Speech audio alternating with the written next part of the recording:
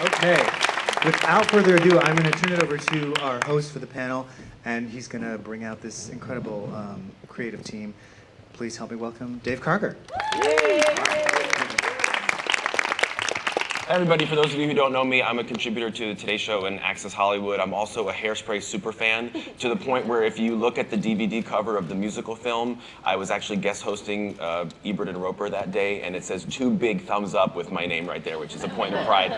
So what a pleasure it is for me to bring out 8 members of the creative team behind this project. So first I want to introduce the director and producer, Kenny Leon.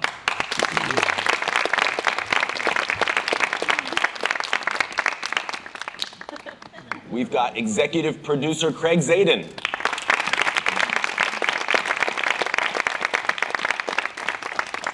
Where there's one of these guys, the other one usually follows. Neil Meron, executive producer. Next up, as Bob mentioned, the co-executive producer and live television director. Please welcome Alex Rudzinski.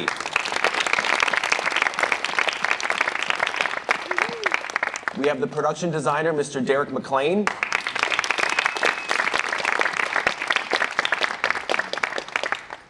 The teleplay writer and, of course, Edna Turnblad herself. Please welcome Harvey Fierstein.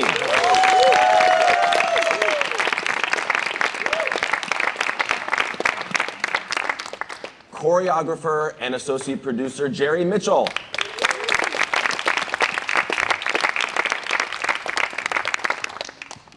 And finally, we have the costume designer Mary Vogt.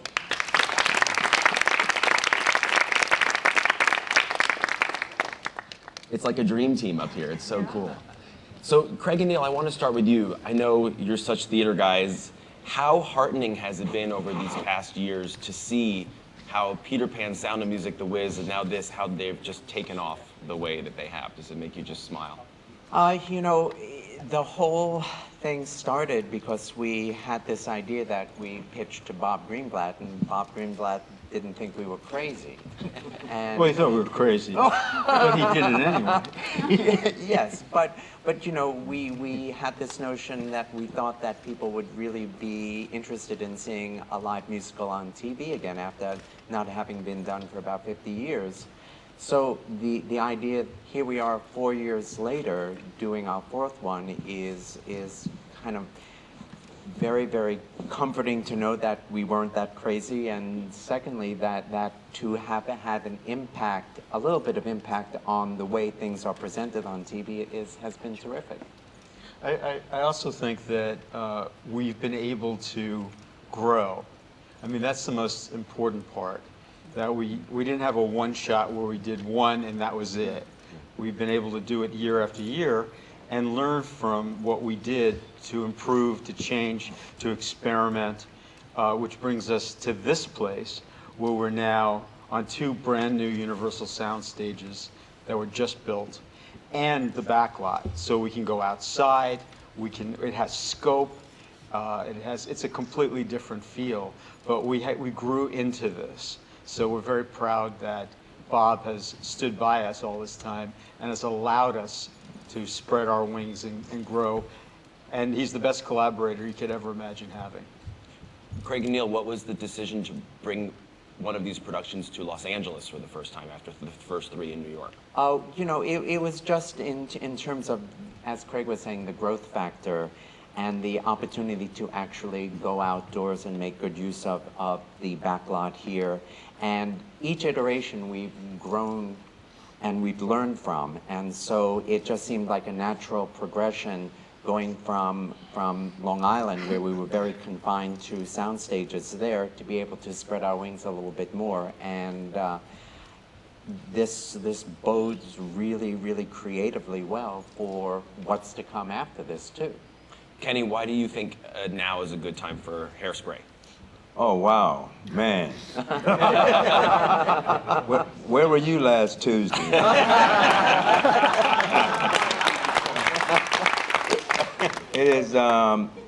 It's actually a blessing to be in the throngs of this after last week. And it's emphasized the role of artists in our world. And so it gave me an opportunity to talk to the company about the importance of what we do. This is a fun, feel-good musical about inclusion, all of us in our country. And I just think that we're lucky, you know, Jerry Mitchell, for me to work with Jerry Mitchell, Alex Rudzinksi, but this whole team to work together on this at this time, that's huge. And technically, it's probably the largest thing I've ever worked on, but it's probably going to be the most rewarding, artistically, politically, socially, culturally. So obviously you guys all know that you're onto something good when other networks start doing the same thing. So, I mean, it's no secret, Alex, you worked on Grease live. So do you feel like you need to top what's come before, and how are you going to do that?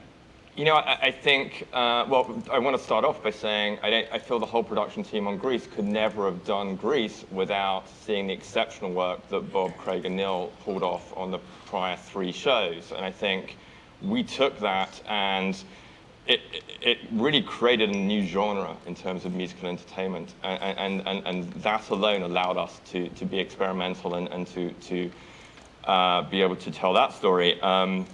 In terms of this show, I think you look at every narrative that comes your way. You look at the book, you look at the story, you look at Harvey's amazing comedy that he's written into it, and you see how you can tell that story pertinent to what's going to tell it in the best way. And I think here at Universal, for this show, for Hairspray, it's perfect. We have the scale and ambition and color of the environment around us. And it's going to allow us to tell the story of dance in a scale and really showcase Jerry's amazing choreography, which I can't wait for you guys to see on the night, in a way that does take the art form on a whole new level. And it really, you know, I think the ambition of this show here, in terms of what we're shooting on the backlot, is probably unrivaled to anything that's come yet, but I think it feels like a natural progression for the script that we have in front of us. So it's just amazing to be able to take what is already a fantastic and successful show and to be able to televise it and take the best of all the surrounding art forms, so that the theatrical, cinematic, and television, and kind of merge them into one new entity, which I feel we're doing on the show. What's the breakdown of how much is inside and how much is outside? So I reckon, you know, in Greece we were probably 15% outside. I think here we're closer to 40% of the show outside. It's a real challenge. I think, you know, just to give you some idea of the scale of it on this show, for me as a live broadcast director, if I was to put a camera in each of the locations and it stayed there throughout the night, we'd be at somewhere like 60 to 70 cameras. I love Bob, but unfortunately we don't have the money to do that. So it means that during the live show, one of my challenges as the live broadcast director is to repatch and move my camera team across the night, and we're basically leapfrogging teams throughout the live show. That means at the moment I think I have something close to 40 repatches of cameras. So during the show, I lose a camera, it jumps on a golf cart, it goes somewhere else, it comes back up, and hopefully a minute or two before that scene starts, those pictures come live to me in the control room. So my stress levels will be slightly high on the night, but that's part of the fun. And you know, I think you know, one of the wonderful things about this medium and the way that we approach this medium is the amount of rehearsal time that we get. And it's an incredible rarity these days to be able to have basically close to 2 months rehearsal time going into a show. And it's only that allows us to get to this sort of state of perfection whereby the entire creative team get to share each other's thoughts, concerns, and find solutions that create a show that is really worthy of the words that are written.